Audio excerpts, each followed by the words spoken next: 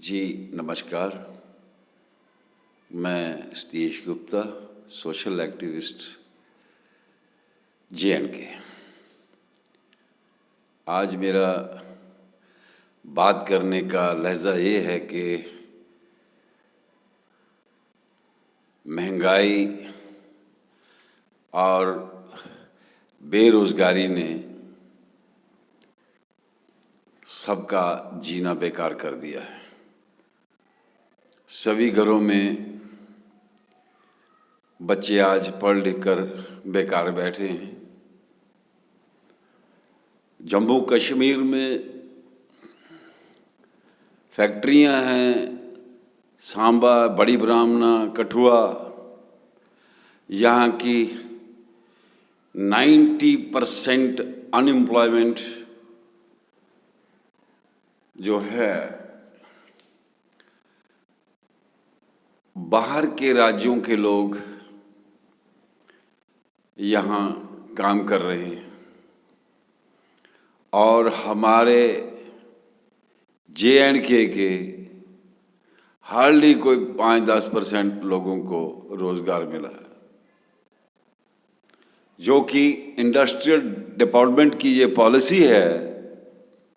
इसीलिए ही जम्मू कश्मीर में जितनी भी इंडस्ट्रीज है उसको सब्सिडी के दायरे में इसलिए रखा है और सबको सब्सिडी मिलती है।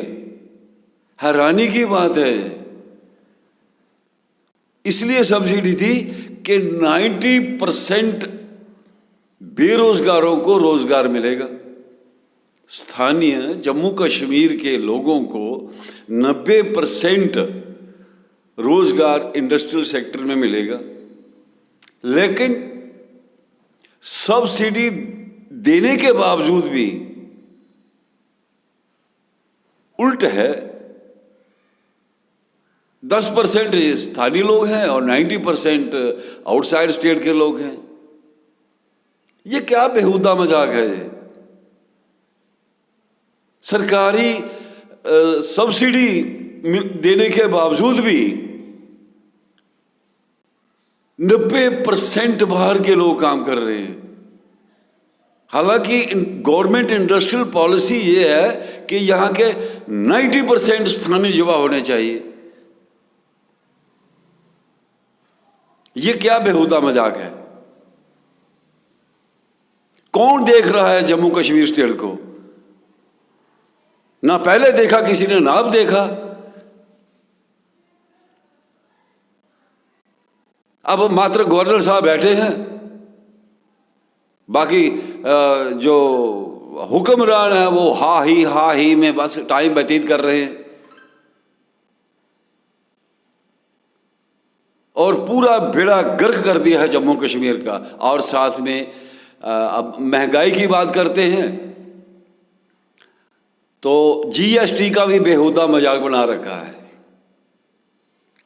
जिस पर मन किया GST लगा दिया, जिस पर मन किया GST हटा दिया। What is this? क्या मजाक है ये? किसने बनाया था GST?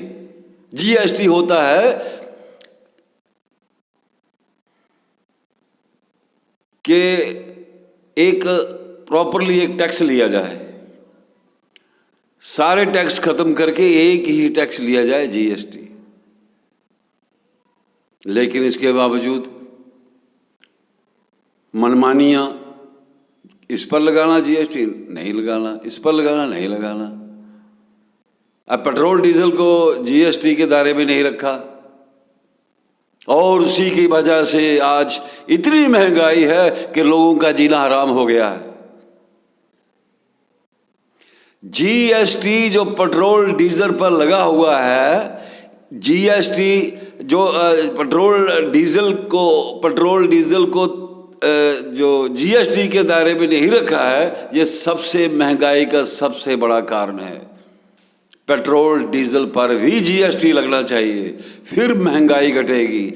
अब ये सुनाना सरकार को हमारा काम है क्या? मैं चाहता हूं कि GST पेट्रोल डीजल पर लगाया जाए और महंगाई ऑटोमेटिक कम होगी।